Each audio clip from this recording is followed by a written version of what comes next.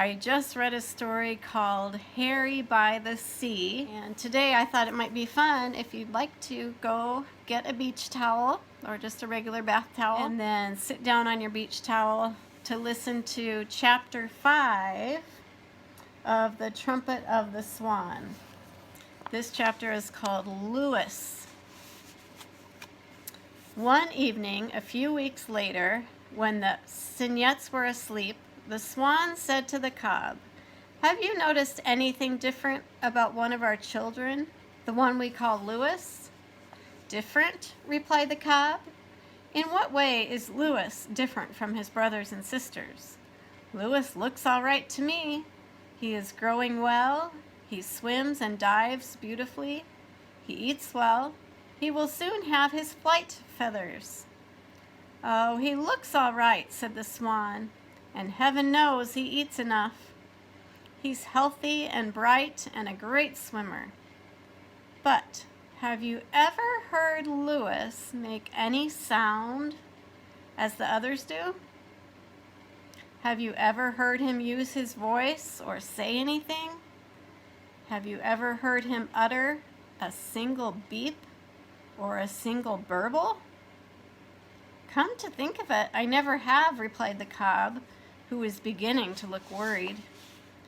"Have you ever heard Lewis say good night to us as the others do? Have you ever heard him say good morning as the others do in their charming little way, burbling and beeping?"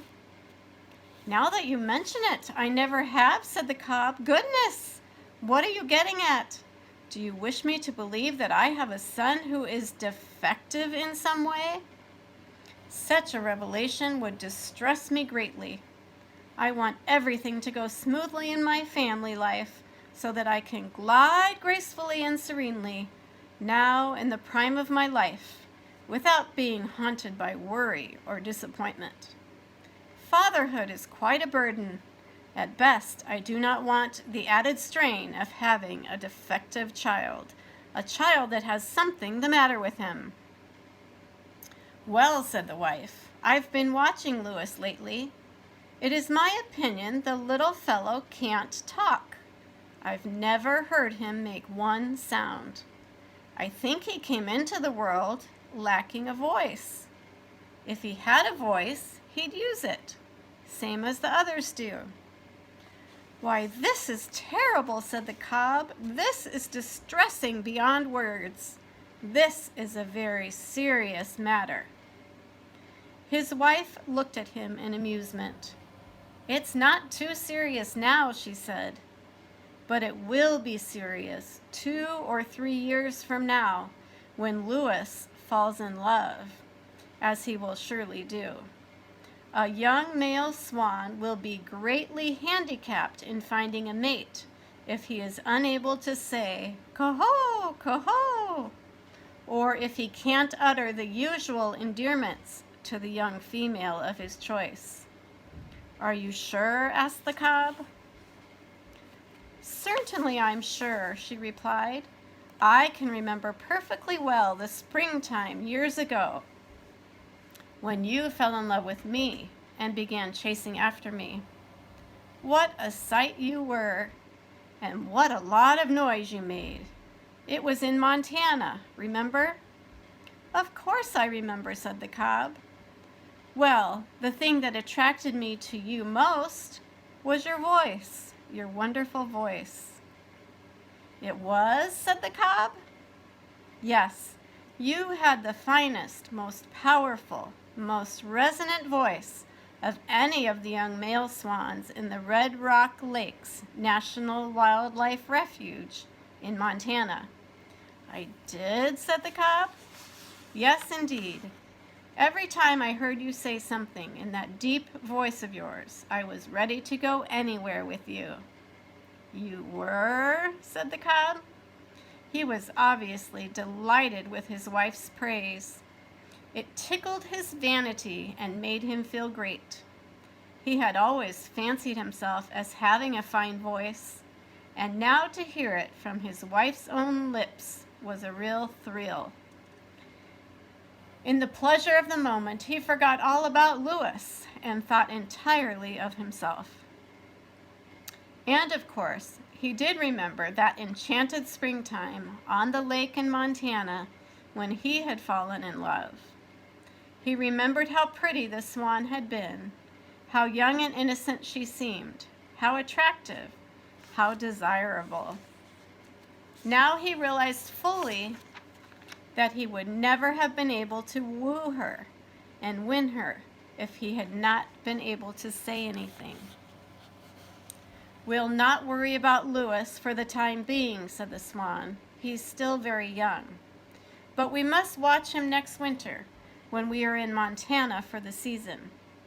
We must stay together as a family until we see how Louis makes out." She walked over to where her sleeping cygnettes were and settled down next to them. The night was chill.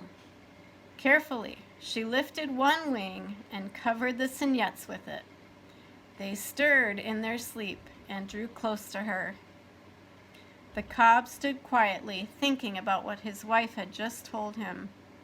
He was a brave, noble bird, and already he was beginning to work out a plan for his little son, Louis. "If it's really true that Louis has no voice," said the cob to himself, "then I shall provide him with a device of some sort to enable him to make a lot of noise. There must be some way out of this difficulty. After all, my son is a trumpeter swan. He should have a voice like a trumpet. But first I will test him to make certain that what his mother says is true." The cob was unable to sleep that night. He stood on one leg quietly, but sleep never came. Next morning, after everyone had enjoyed a good breakfast, he led Louis apart from the others. "Louis," he said, "I wish to speak to you alone. Let's just you and I take a swim by ourselves to the other end of the pond, where we can talk privately without being interrupted." Louis was surprised by this, but he nodded his head and followed his father, swimming strongly in his wake. He did not understand why his father wanted to speak to him alone, without his brothers and sisters. "Now," said the cob, when they reached the upper end of the pond, "here we are, gracefully floating, supremely buoyant, at some distance from the others, in perfect surroundings. A fine morning, with the pond quiet except for the song of the blackbirds, making the air sweet." "I wish my father would get to the point," thought Louis.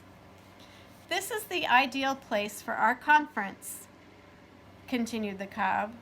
"There is something I feel I should discuss with you very candidly and openly, something that concerns your future. We need not range over the whole spectrum of bird life, but just confine our talk so the one essential thing that is before us on this unusual occasion." "Oh, I wish my father would get to the point," thought Louis, who by this time was getting very nervous. "It has come to my attention, Louis," continued the cob, "that you rarely say anything. In fact, I can't recall ever hearing you utter a sound. I have never heard you speak, or say "Caw-ho," or cry out, either in fear or in joy. This is most unusual for a young trumpeter. It is serious, Louis. Let me hear you say beep. Go ahead, say it. Say beep." Poor Louis. While his father watched, he took a deep breath, opened his mouth, and let the air out, hoping it would say beep. But there was no sound. "Try again, Louis," said his father. "Perhaps you're not making enough of an effort." Louis tried again. It was no use. No sound came from his throat. He shook his head sadly. "Watch me," said the cob. He raised his neck to its full height and cried, "Caw-ho!" so loud it was heard by every creature for miles around. Now let me hear you. Go beep, he commanded. Say beep, Louis, loud and clear. Louis tried. He couldn't beep. Let me hear you burble. Go ahead and burble. Like this. Burble, burble, burble. Louis tried to burble. He couldn't do it. No sound came. Well, said the cob, I guess it's no use. Do not let an unusual sadness settle over you, Louis, said the cob. Swans must be cheerful, not sad. Graceful, not awkward. Brave, not cowardly. Remember that the world is full of youngsters who have some sort of handicap that they must overcome. You apparently have a speech problem. I am sure you will overcome it in time. There may even be some slight advantage at your age in not being able to say anything. It compels you to be a good listener. The world is full of talkers, but it is rare to find anyone who listens. And I assure you that you can pick up more information when you are listening than when you are talking. My father does quite a lot of talking himself, thought Louis. Some people, continued the cob, go through life chattering and making a lot of noise with their mouth. They never really listen to anything. They are too busy expressing their opinions, which are often unsound or based on bad information. Therefore, my son, be of good cheer. Enjoy life, learn to fly. Eat well, drink well. Use your ears, use your eyes. And I promise that someday I will make it possible for you to use your voice. There are mechanical devices that convert air into beautiful sounds. One such device is called a trumpet. I saw a trumpet once in my travels. I think you may need a trumpet in order to live a full life. I've never known a trumpeter swan to need a trumpet, but your case is different. I intend to get you what you need. I don't know how I will manage this, but in the fullness of time it shall be accomplished. And now that our talk has come to a close, let us return gracefully to the other end of the pond, where your mother and your brothers and sisters await us. The cob turned and swam off. Louis followed. It had been an unhappy morning for him.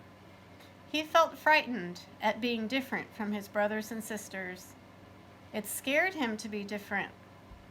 He couldn't understand why he had come into the world without a voice.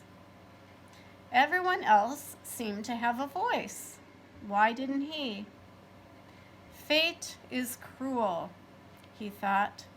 Fate is cruel to me. Then he remembered that his father had promised to help, and he felt better. Soon they joined the others, and everyone started water games, and Louis joined in, dipping and splashing and diving and twisting. Louis could splash farther away than any of the others, but he couldn't shout while he was doing it. To be able to shout while you are splashing water is half the fun.